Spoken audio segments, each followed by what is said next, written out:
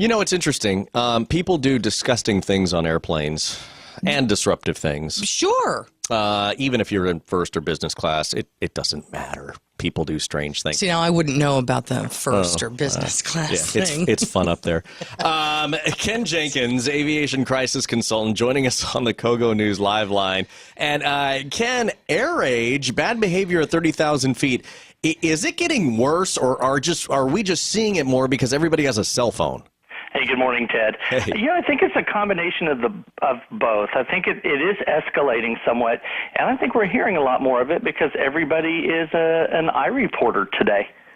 Yeah, there were, the IATA got more than 8,000 complaints of unruly passengers in 2013. So are we just tattletaling? You know, LaDonna, that's amazing, isn't it? 8,000. But in perspective to the thousands and thousands and thousands of flights there are each day, it is a small number.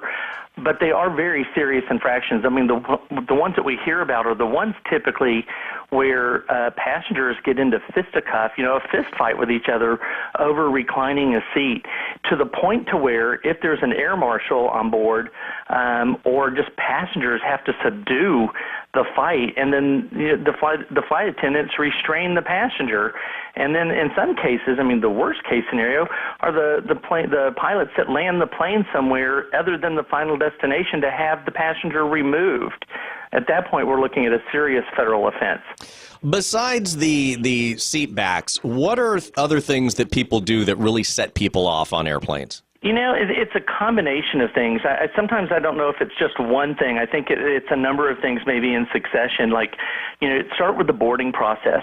Everybody wants to be first because they're bringing on their luggage that they don't want to pay the baggage fee for, right? Right. And so we're all trying to cram everything into the overhead because we don't want it to interfere with our space underneath the seat. So you have that jockeying for position, and then you have folks that take, I've seen folks take their shoes and socks off, for heaven's sake, and put their feet up on the tray table in front of them or the seat, that's disgusting. And you shouldn't do it, and most flight attendants will ask you to remove your feet at that point. Please don't do that.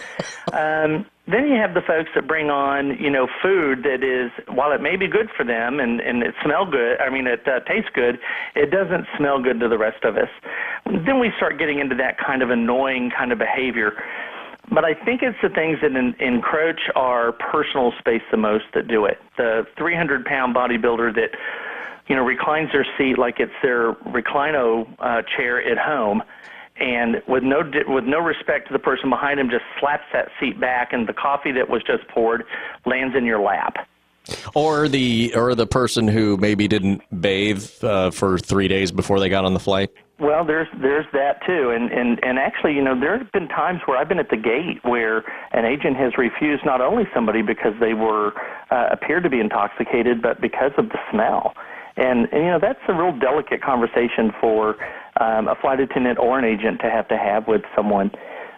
Recently, I was traveling, and a young lady had the child had to have been 2 or 3 years old, and trying to be conscientious, she brought some toys for the kid to play with, but it was not really a good choice. It was a wooden tool set for kids. Oh boy! Bang, and bang, bang! That little boy, he really loved that hammer, and he was beating the heck out of my seat behind me, and in front of him, but behind me. And at one point, I finally had to turn around and say, is there something else he might be able to play with? Now, I'm afraid he's going to hit me in the head, and now it's a safety issue. Good for him. He's got all this energy, but could we knock that off for a little bit? Hey, Ken, how much of this, too, has to do with the airlines themselves? Because you mentioned the bodybuilder who just slams the seat back. A lot of us are a little bit too tall for those seats, and we are jammed in there as it is. It's uncomfortable. We're having to pay for virtually everything. And, how much of this behavior is in reaction to being treated like cattle? LaDonna, it almost feels like it's a social experiment on behalf of the airlines, doesn't it? It's like, how much can we make these poor folks endure? And I'm like you. I'm very seldom in the first class or business class cabin. But I think a lot of it is what you just said. The airlines have lost money for so long, and now as airfares have come down and oil prices have come down, they're trying to reap the benefits of that. And so they're increasing the seat capacity by decreasing the amount of space we have between our seats and the ones in front of us. And so people are cranky. They don't have room to move. And, by the time somebody reclines their seat, then you really don't have time to move. And because there are fewer flights today, the flights are full. So you don't have that luxury like we used to years ago, or that middle seat, or you got a whole row to yourself. I can't remember the last time I had a whole row to myself. That's very true. Ken Jenkins, we're out of time. Thank you very much for joining us on the KOGO News Live Line, Aviation Crisis Consultant.